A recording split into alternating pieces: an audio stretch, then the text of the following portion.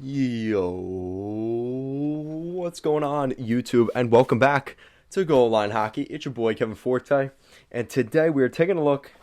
Shocking. We are talking about Jakob Chychrun of the Arizona Coyotes. I know we've been making a lot of videos about him, but we started to get some more teams that are interested in the Coyotes defenseman. So we'll be taking a look at that today. So Jakob Chychrun, we've made plenty of videos about this already. 23-year-old defenseman. His contract ends in the summer of 2025. He's got 3 years left on that deal. I think 3.75 or 4.225, something like that.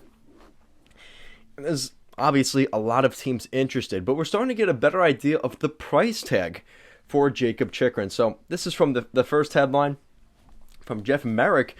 There's a number of teams that are in on Jakob Chychrun. We've talked a lot about Anaheim, LA, St. Louis, Boston, the Islanders, Calgary.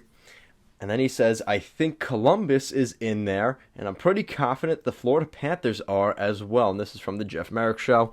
Another follow-up to that from Merrick. The Bruins and Islanders could be among the teams interested in Chychrun.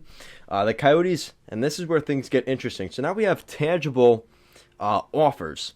So the Coyotes have received an offer of two former first-round picks, or former first-round picks, and a 2022 first-round pick for the Coyotes defenseman. So now you could probably figure out a couple of teams that could have made that offer, and that's where things start to get a little juicy. Now, this is also from Eric. He thinks the Florida Panthers are a team to watch, and Jakob Chychrun sweepstakes. So that's the latest on Chychrun. The key thing you have to remember here, and this is why I have the teams that are interested here for you guys in the video.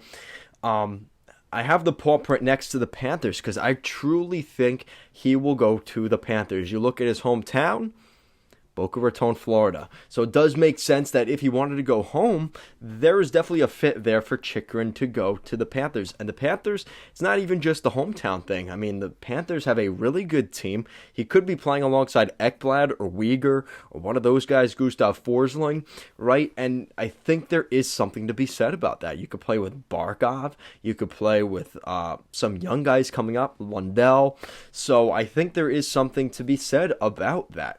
And we also heard the rumor that there could be an offer on the table with Lundell, Spencer Knight, and a first-round pick for Jakob Chychrun, which I think is an absolute haul if the Coyotes wanted to go that direction. You get your young center, right, in Lundell, who has looked good in spades this season.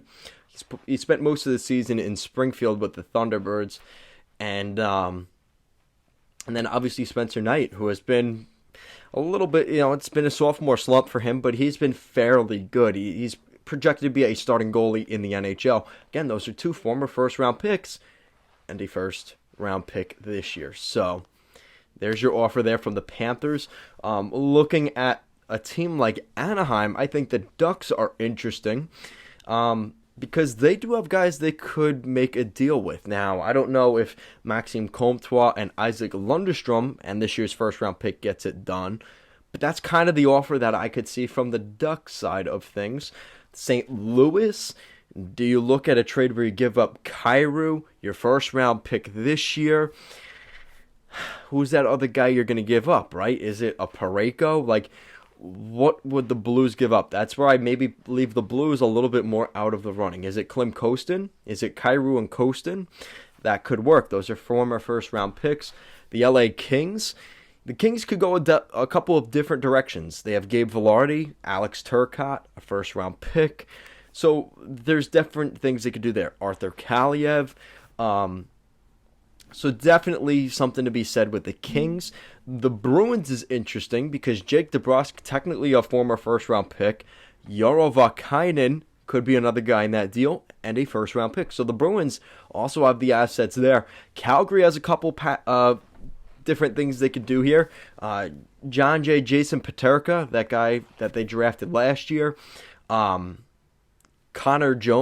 Zary, another guy that could be on the table. Former first-round pick Oliver Chillington, he could be in that deal as well. Dustin Wolf, the goalie. So the Flames could definitely work with that as well. the Blue Jackets, you have a couple of different ones here from the Blue Jackets. You could go more recent. You could go with a guy like Cole Sillinger. I don't know if they want to do that necessarily, but you could do that. You could go Cole Sillinger. I'm not sure who else they'd really want to give up. Yeah, I don't know if Columbus really works, unless they were quick to flip the guy they just got from Chicago, Adam Boqvist. But again, that seems like a bit of a stretch, but you're getting Jakob Chychrun, so maybe they could do that. And again, I don't know if the Islanders or the Blue Jackets necessarily want to trade their first round pick this year, because they aren't guaranteed to be playoff teams this year. The New York Rangers, there's a lot the Rangers can do. The Rangers have Vitaly Kravtsov. They have Filip Chytil. They have Kaapo Kakko. There's a lot of different directions the Rangers can go in. They could go defense. Nils Lundkvist, Keandre Miller, Zach Jones, Braden Schneider. There's definitely names that the Rangers could make that deal. And they seem to be one of the top teams that are in on Chychrun right now. So the Rangers and the Panthers and maybe LA or Calgary. I would put those 4 teams right now as my favorites for Jakob Chychrun. And then outside chance, the Islanders, Anaheim, Boston, I think they're in the mix, but I don't know how truly invested some of these teams are. I think now that the price tag is out, we'll probably start to get a better idea of who is really in this and who is kind of in it, and it'll start to fizzle out as we get toward the trade deadline. Like I said in my last video on Chychrun, I don't think this gets done necessarily by the deadline. I think there will be a lot of chatter, a lot of conversation about it up to the deadline, but I would be very shocked if on March 16th we actually see Jakob Chychrun packing his bags, getting his luggage tag ready, going off somewhere. I think it's a summer move that we'll see something in the offseason for Jakob Chychrun. So guys, that is it for today's video.